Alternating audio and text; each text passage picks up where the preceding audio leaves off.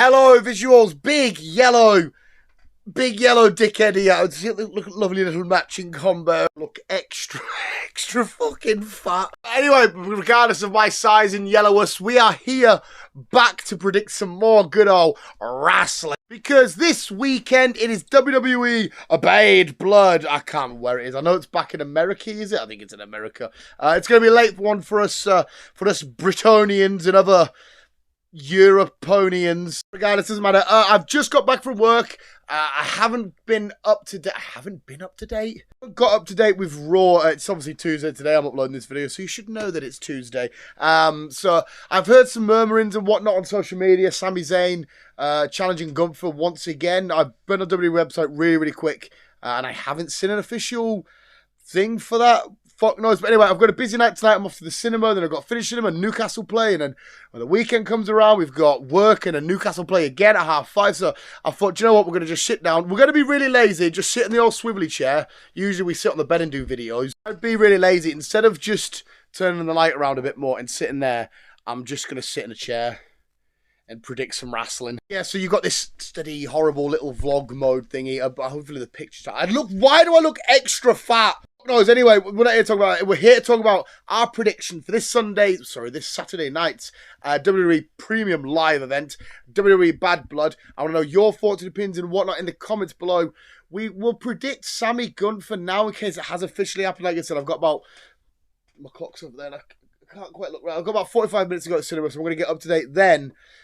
And then we'll watch wrestling highlights and see if it's confirmed and whatnot. But if that is going to happen and there's an official match for the card, it's going to be Gunther. Sami Zayn's not going to take his championship, his WWE heavyweight title off him.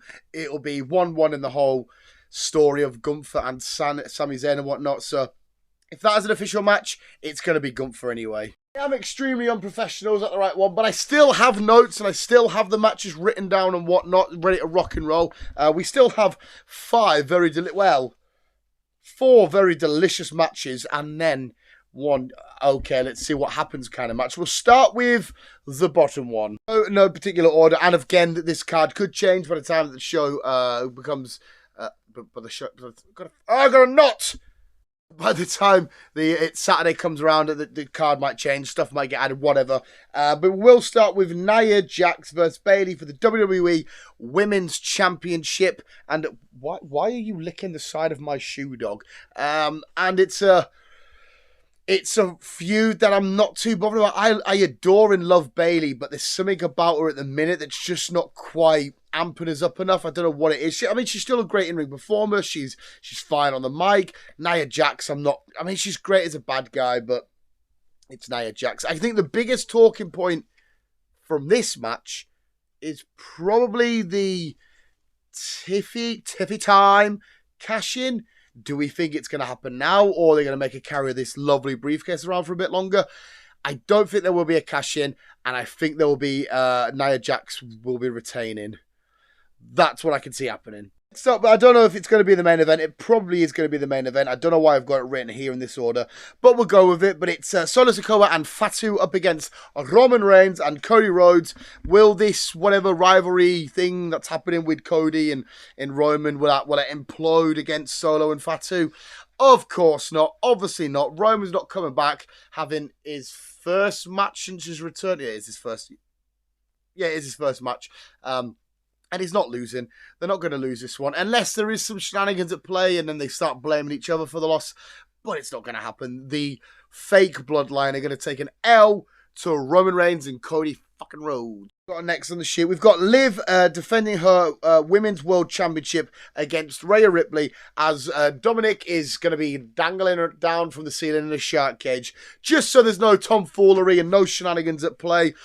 This is a bit of a complicated one because I think there's going to be another, well, what the fuck do we call them again? The Danger Twins? Whatever the fuck they call it. I feel like there's going to be a loss for Damian and Ray in this card and a win for Judgment Day and a loss for Judgment Day on this card. And I think, well, I don't know because I might just start contradicting myself now. Maybe it's just a bad night altogether for Ray and Damian. Right, no, I'm going to go back. Ignore where I just said. Ignore it. Don't matter. We're going to say Liv retains. Somehow Dominic gets out of his little shark cage shenanigans and ready to just fucking kick off and cause whatever upsets and distractions you're going to cause. So yeah, Liv is going to retain a title. Next with Judgment Day and fucking Damage, Danger, Angry, the fucking Cramp Twins, whatever we call them these days. It is Finn Balor up against Damian Priest in a very complicated match. I feel like, I could be wrong in it, somebody please feel free to correct me in the comments below, because I am a giant moron. I feel like Damian and Rhea have had more of the upside in this feud against this newly formed Judgment Day. Well, this new Judgment Day with Liv added and a bit more Carlito. I definitely feel like they've got a few more points on the board than the Judgment Day have. So I was going into this, but I don't know if Damian and Rhea are going to lose on the same night. I am confident Finn's going to win. Obviously not clean. Obviously not without some interference, shenanigans, whatever it may be. I just feel like it's better for the story and the feud going forward, because out of the two, Finn has definitely looked the worst. His characters had the more hits. They've taken the more hits going forward, and it will be better if Finn can get another little feather in his cap. We can elevate it a little bit more. Finn gets a bit more stock, and it's a bit more even-sided and a bit more on edge going forward. For me, it makes more sense if Finn Balor wins. So I'm going to stick with Finn Balor. And finally, it is CM Punk against Drew McIntyre inside Hell in a Cell. It should technically be the last little bit of involvement we get with these two. It is the rubber match, which of course set at one apiece. Drew got the win in SummerSlam. And then CM Punk brought it back in their strap match. Was that in Germany, that strap match? I think it was a Bash at Berlin, wasn't it? I feel that's where they had the strap match. And it's one apiece now. Now we're in Hell in a Cell. It's going to be hard hitting. It's going to be gritty. It's going to be sweaty and dirty and all kinds of sexy, just men sweating about, rolling about. The kind of shit I love. Obviously, because I watch wrestling and do videos on wrestling.